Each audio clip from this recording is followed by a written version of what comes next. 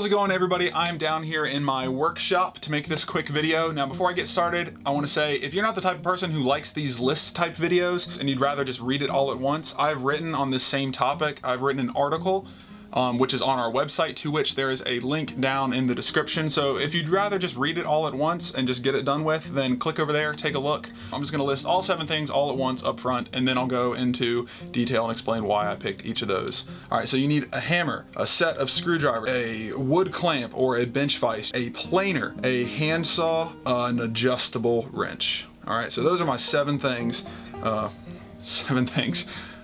7 things that every kid needs for his workshop to get started. All right, so of course, first is a hammer. All right, so a hammer, you need that to be able to drive nails. Nails are gonna be one of the things that you use more than anything to fasten wood together. If you have a claw hammer, then this can act as a crowbar. So a claw hammer is what you need. You don't want a ball peen hammer. You want a claw hammer, so that can remove the nails. I can pry things apart if you need to, so it can double as a crowbar. So number 1 on the list is a good claw hammer. Although this hammer makes me feel like Thor, so I like this one. So number 2 on the list is a set of screwdrivers, all right? And I say you need both a Phillips head and a flathead screwdriver. All right, the difference is a flathead is just a straight line, all right? And a Phillips head is like a cross and it's pointed on the end. All right, so the next thing on the list is a good handsaw, all right? So you need a good handsaw, you need something that you can cut your materials with. You can cut PVC pipe, you can cut boards with this, so you just need something to be able to cut things to length. All right, so a good handsaw is in order. Next on the list is a wood planer. Now this guy's pretty cool. My dad showed me this one. I didn't even know we had this one until recently. My dad showed me this. We had this hidden away in a box. I believe this was my great-grandfather's. This is good if you need to take some wood off of a board, but it's too little to cut, or you need to like take an edge off. Say you're making a sword and you have a square board, you can take off the corners and give the board kind of a more sword-shaped edge. So anyway, yeah, so a good wood planer. Normally they'll probably look like this. So if you're looking at like yard sales, you know, old antique shops, that sort of thing, and you're looking for a planer, you're probably gonna see it. It's probably look more like this. So this is what you want to look out for.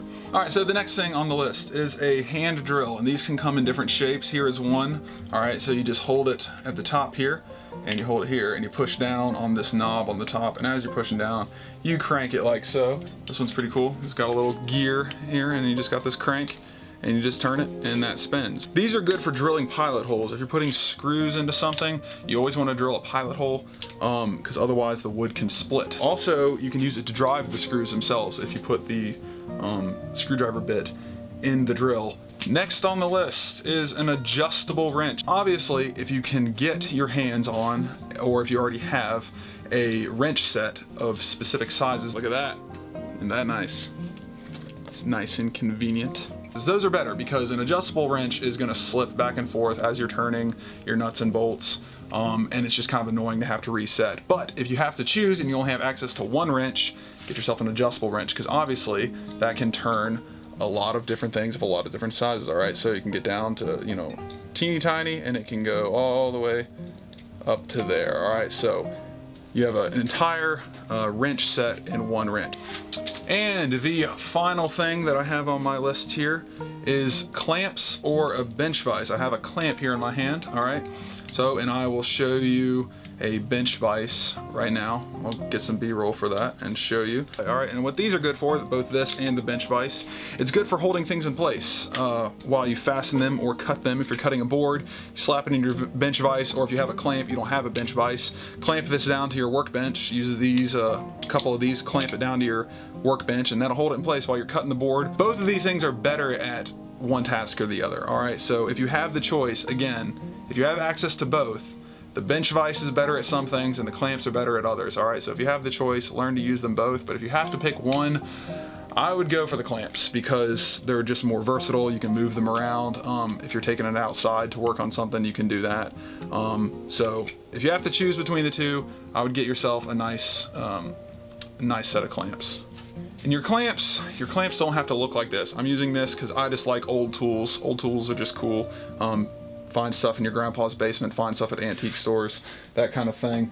But your tools don't have to be old. Here's a newer one that we have, all right, and this one's pretty cool. It functions in a similar way. You have this button here, which allows it to slide freely, and then once you get it about to where you want to really tighten it down, you pump this right here and it squeezes it the rest of the way. So here's a slightly newer one, that's an older one.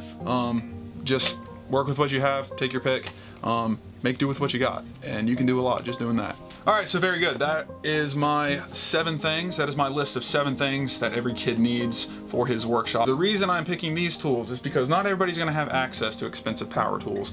And if you're a little bit younger, it's probably not safe for you to use such things. So when we were growing up, we did not use power saws. We did not use electric drills. We did not use any of that sort of thing. We used hand tools that were here. Alright, if you have access to those things and you're a little bit older or somebody has shown you how to use them, then by all means use the power tools, but they are more expensive and they're harder to get access to if you're just starting out. So this is a list to encourage safety as well as being economical and making do with what we have, because we can do a lot with the little bit that we have. You don't have to have the biggest, newest, fanciest stuff to be able to make cool things. So anyway, I hope you all enjoyed. Thanks for watching, and we will see you soon.